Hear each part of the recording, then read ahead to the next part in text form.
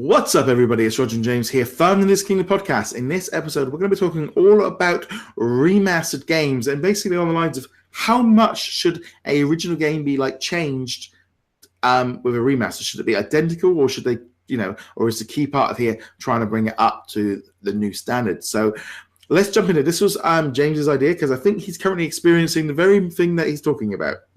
Yeah, this was kind of fed by my Kingdom Hearts playthrough, specifically Kingdom Hearts 1. And I think when I came up with this idea, I was on the Tarzan level. Oh, yes. Deep Forest. Yeah, and not to go too far off, I was watching my friend Bad Gamer Elite stream Kingdom Hearts 1.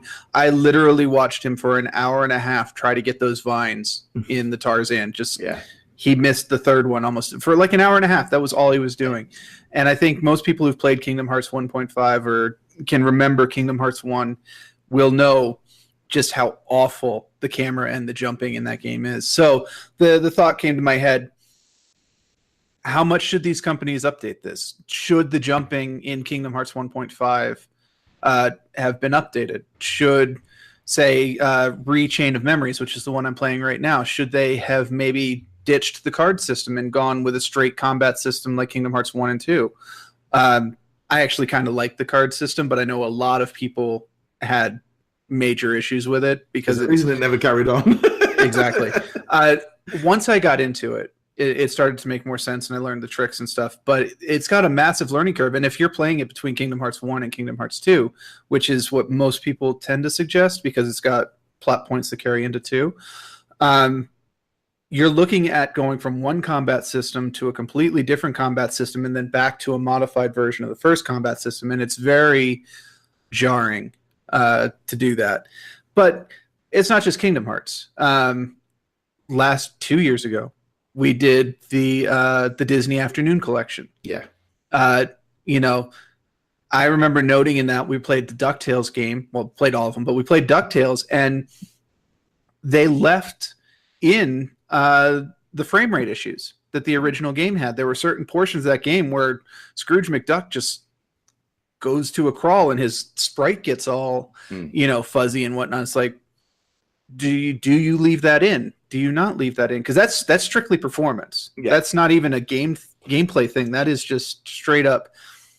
There is no reason a PlayStation 4 or an Xbox One cannot run a Nintendo game at just about any frame rate you can think of, literally into the thousands if you wanted it to. But do you leave it because that was the authentic experience, which is obviously what they did? Or do you fix it? And that's really kind of where the debate goes. Well, I think this is where this whole thing comes in for me of remaster versus remake. Like you say, DuckTales. And I think of Remastered, it was the Afternoon Collection where they brought it up for HD TVs, playable on a new console. They added a few new features in, but generally they made it available for us now on today's on our devices now. Whereas a remake was the DuckTales, I think it was the DuckTales Remastered, whatever it was. Yeah, the one that came before it. Yeah, it was completely drawn from scratch. It had all new animation. It looked stunning. I still think it's one of the best Disney games from the last 10 years. And if you haven't played it, definitely go check it out. I loved playing through that game. And the Castle of Illusion, they did the same thing with that, where they went and made the game entirely almost from scratch based on the original game. And now we've seen this with the Crash Bandicoot trilogy, which has been massive successful. I think the Spyro trilogy, which is out now, which was kind of coming the thing. We had Shadow of the Colossus as well, where there's that thing of a remake is where they are basically remaking the game from the ground up, but using the old one as the and I think this is where that difference comes in of a remastered one literally could be as far as making it in as when you put an old game from the Xbox original on the Xbox One X, and suddenly then it's got the use of the power, so it looks better because it's all got the 4K stuff, and it's got the stereo. It just looks great, and they tweak it here and there, but it's just. I think that's the difference really for me, is that big difference between remaster and remake. And for a remake, I expect a lot more. I expect them to air out all the problems that was in the first game, make them all, it runs faster, it runs better, it runs like a modern game. Like if they were to remake Kingdom Hearts 1, you take what we've got as a character in Kingdom Hearts 2.8 or 3, and you pop them and you have the world identical and all the villains, and you make it up to date. Whereas this is a remake, or HD version, it just looks prettier. Right. And all of these are valid points, of course. And then we can look at Chain of Memories as well, which was originally a Game Boy game. But obviously when they moved it to the PlayStation 2, they updated it so that it looked mostly the same as Kingdom Hearts 1. They imported the towns. If you had just come from playing Kingdom Hearts 1, like I did, you can go, oh, that Monstro level looks almost exactly like the Monstro level from Kingdom Hearts 1. The Aladdin levels look the exact same, that kind of thing. So that is a remake versus a remaster, which would have just been, well, here are your Game Boy sprites. They're kind of cleaner. Yeah. But there comes a question. Where do you draw the line? Because also, let's go back to Disney Afternoon Collection. In addition to bringing the games to the consoles, they also gave you the ability to rewind when you made mistakes, which is obviously not in the original. So are we still in remaster territory, or are we moving into remake? I think that was more about the fact that that was a thing that was available in emulators for so long that it was very popular with the emulator community. I'll be honest, I love it. I love it. It made playing these games completely playable because except Darkwing Duck. It's that thing of like these were games which at the time, I don't think I never saw the ending of Chip 'n Dale. Yeah. I was like 10 years old. It was the first video game I ever bought with my own money, was Chip 'n Dale Rescue Rangers. But you kept dying, and you had when your mum said dinner was ready, you had to turn it off, and you didn't have the choice of doing it, and you had to go to school and all the rest of it. And every time you turn it off, you had to. Now you could. Oh, I died. Go back. Died. Go back. I finished it in like 40 minutes. It was great, but that's not how the game was originally played. But I think it was because it was so popular in the emulation zone that they think that. And I think as well as it makes these games so much easier. I mean, people are like, oh yeah, you can run through Aladdin in 30 minutes. Yeah, you say that. I did. I never ran through it in 30 minutes. I never saw the last levels because if you died, you had to start again. Yeah, I completed all of the Disney Afternoon Collection games, including the two new ones, or the new ones to us, because I'd never played Rescue Rangers 2 or DuckTales 2, with the exception of Darkwing Duck, in probably less than 6 hours. And when I was growing up playing the original DuckTales on the Nintendo, I poured probably, I don't even know, I couldn't estimate, more than 50 hours before I saw the ending of that game. But I beat all of these games in less than 6. Without going too far into a tangent, I will point out some other remake games, including the Capcom collections for Mega Man 1 and 2 and X 1 and 2. They don't have the rewind function in them, even though they are very similarly almost straight emulators of the original, again, including performance issues. So I'm not sure why they did that didn't do that with Mega Man, but they did with Disney. I think DuckTales came out. I think the Afternoon Collection came after Mega Man. It came after the first Mega Man collection. It did not come after the Mega Man X collection came later. I remember listening to a kind of funny Gamecast, and they were on about how they never thought they were going to be able to do the Disney Afternoon Collection, but they did get the access to do it.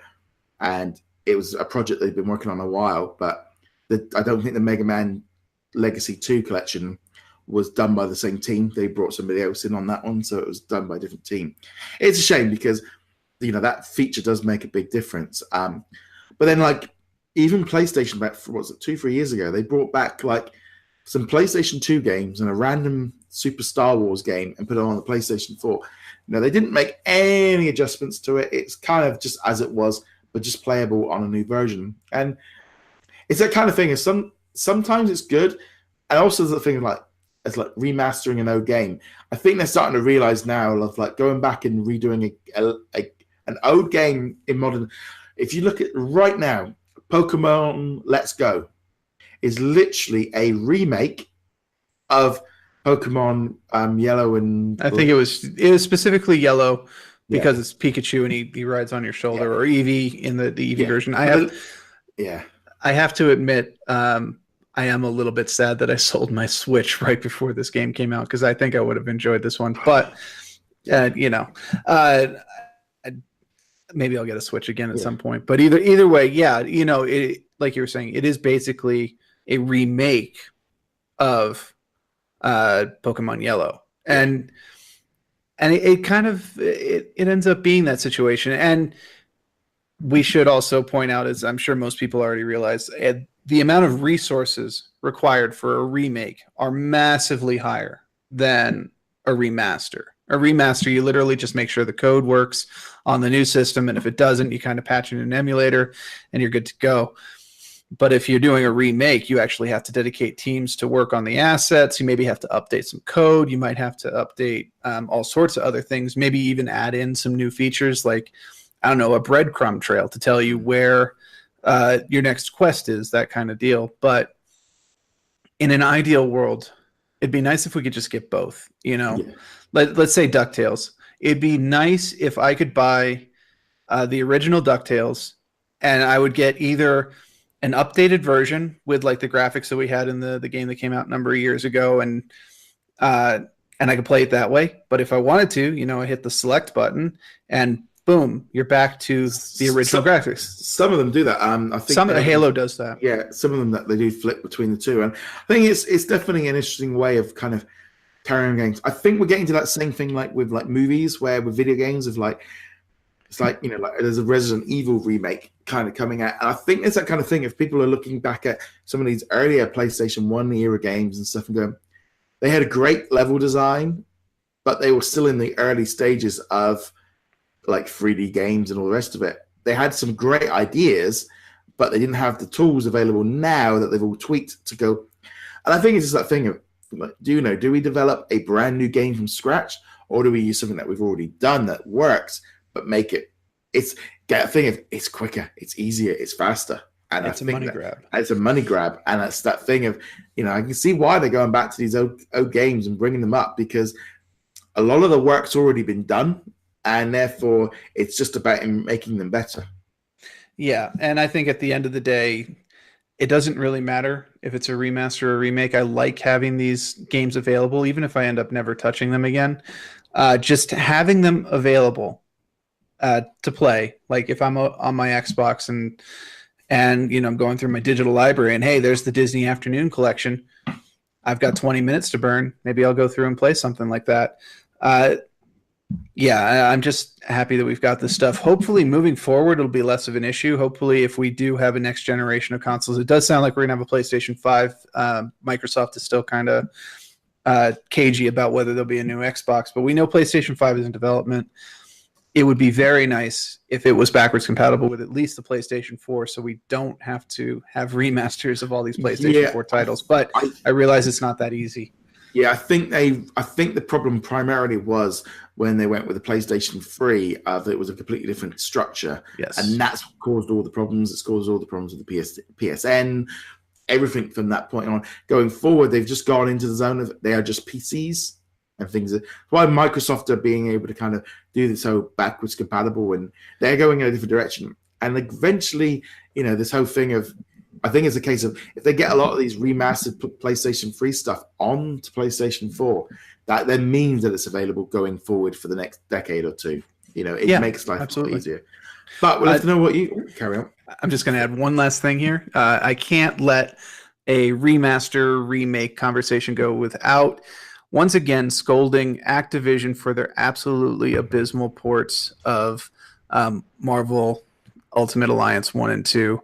Those two games were an abomination on the Xbox One and PlayStation 4, which is too bad because they were a lot of fun and I was really looking forward to those. But got to end that one. Was because I played on the PlayStation and never had any issues. It was one of those. I remember, I played it through and I never had a single problem. But that's also because you never tried to play it multiplayer.